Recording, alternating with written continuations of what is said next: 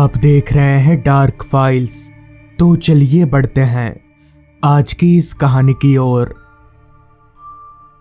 आज मुझे शहर में रहते हुए करीब 4 महीने बीत चुके हैं। इन 4 महीनों में मैंने अपना गांव और खासकर अपने घर वालों को बहुत मिस किया, मगर काम का प्रेशर इतना ज़्यादा था कि मैं एक बार भी इन 4 महीनों में उनसे मिलने नहीं जा सका। मगर अब बहुत हुआ। 1 हफ्ते बाद ही दुर्गा पूजा है और मैंने तय कर लिया था कि दुर्गा पूजा में कैसे भी करके अपने गांव जाना ही पड़ेगा। एक तो साल भर की पूजा, ऊपर से मैं ठहरा बंगाली आदमी। दुर्गा पूजा जब तक अपने घर वालों के साथ ना मना लूं तब तक चैन नहीं आता। जिसके बाद मैंने फटाफट 2 हफ्तों की छुट्टी के लिए एक लेटर लिखा और अगले दिन ही ऑफिस में जाकर वो लेटर बॉस को पकड़ा दिया। लेटर देखते हुए बॉस ने मुझसे कहा, ठीक है जाओ, आज ही निकलोगे? तो मैंने जवाब दिया, हाँ, आज ऑफिस से निकलकर रात 12 बजे वाली ट्रेन पकड़ूंगा। इस पर बॉस बोले, रात 12 बजे वाली ट्रेन? वो बहुत रात हो जाएगी। एक काम करो, ऑफिस से जल्दी निकलकर शाम 7 बजे वाली ट्रेन पकड़ लो, वो ठीक रहेगा। बॉस की ये बात भी मुझे ठीक ही लगी। जिसके बाद मैं अपने काम पर लग गया। शाम के तकरीबन 5:30 बजे मैं ऑफिस से निकला और फटाफट अपने किराए वाले घर में जाकर कपड़ों का बैग लेकर निकल पड़ा स्टेशन की तरफ। मैं बहुत खुश था और यही खुशी मैं अपने घर वालों को भी देना चाहता था, इसलिए मैंने उन्हें कुछ भी नहीं बताया था। खैर, मैं स्टेशन पहुंचा और टिकट कटवा कर जब प्लेटफॉर्म में दाखिल हुआ तो पता चला कि मेरी ट्रेन अपने निर्धारित समय से घंटा भर जैसा लेट चल रही है। यानी अब ट्रेन के आने का अनुमानिक वक्त था रात के 8 बजे के आसपास। पता नहीं क्यों, मगर हमेशा से ही मुझे प्लेटफॉर्म पर बैठना पसंद नहीं था। लिहाजा मैं अपना सामान लेकर वेटिंग रूम की तरफ जाने लगा। वेटिंग रूम के अंदर दाखिल होते ही मेरी नज़र एक कोने में बैठे बुजुर्ग आदमी पर गई।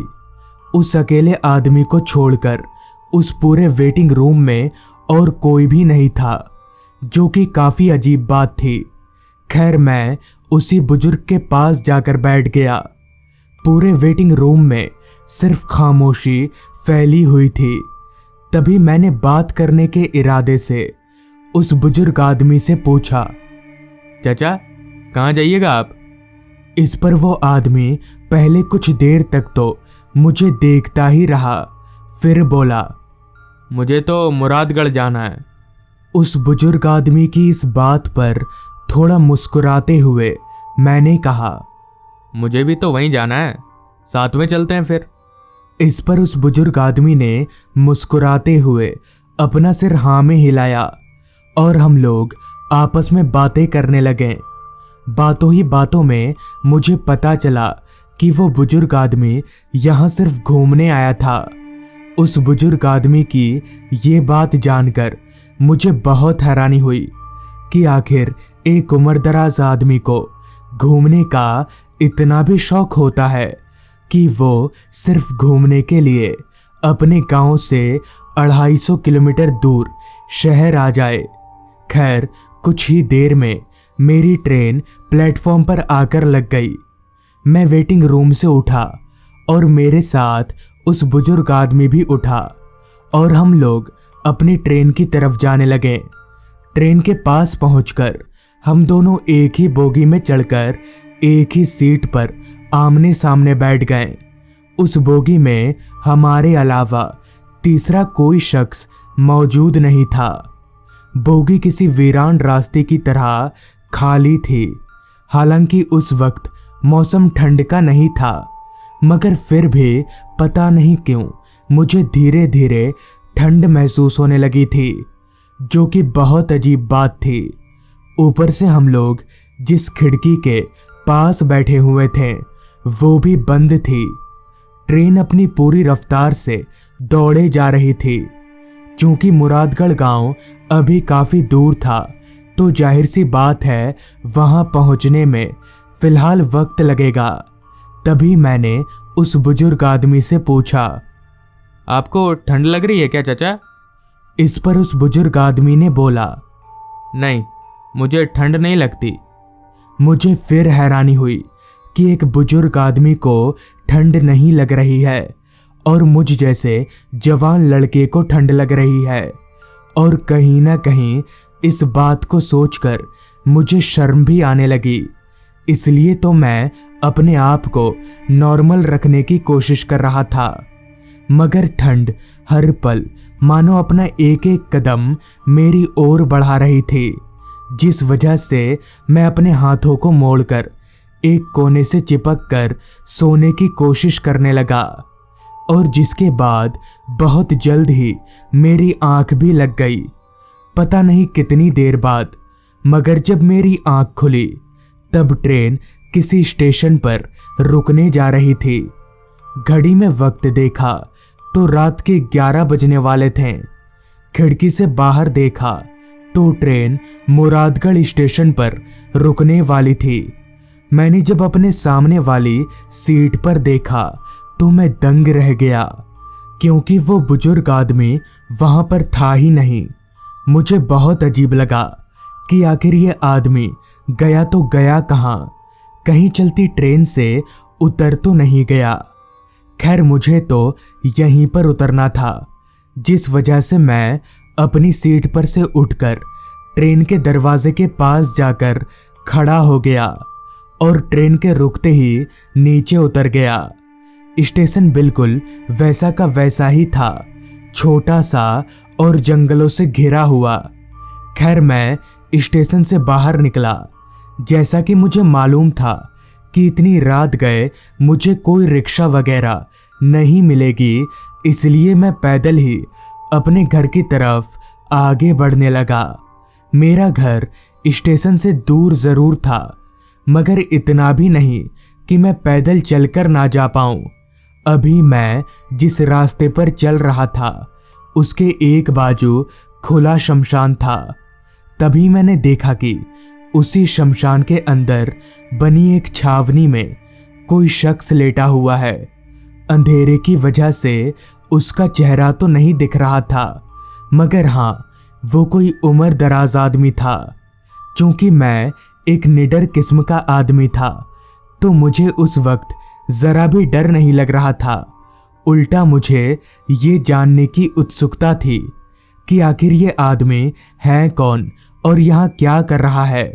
लिहाजा मैं बिना कुछ सोचे समझे शमशान के अंदर की तरफ जाने लगा।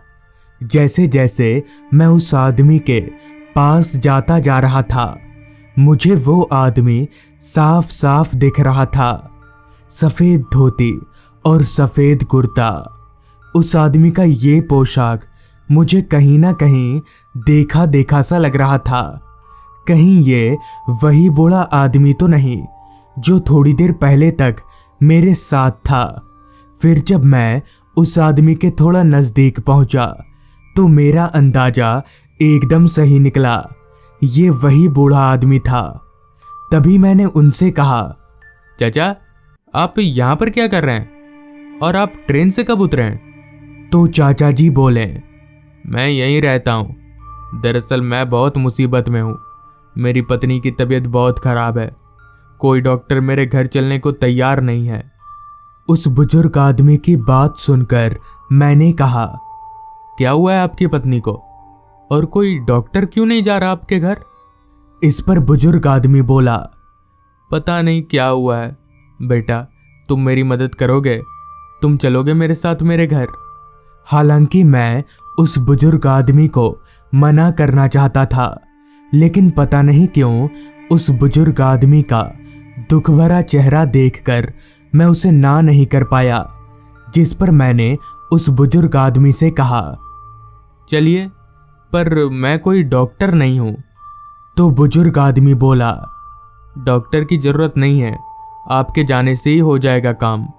जिसके बाद शमशान के अंदर से ही वो आदमी मुझे कहीं ले जाने लगा।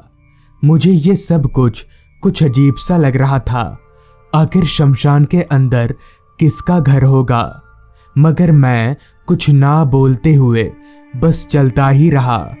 वो आदमी आगे आगे और मैं उसके पीछे पीछे चले जा रहा था। कुछ देर चलने के बाद मुझे ठीक हमारे सामने एक छोटा सा घर नजर आने लगा। तभी वो बुजुर्ग आदमी घर की तरफ इशारा करते हुए मुझसे बोला, यही है मेरा घर, आइए अंदर आइए।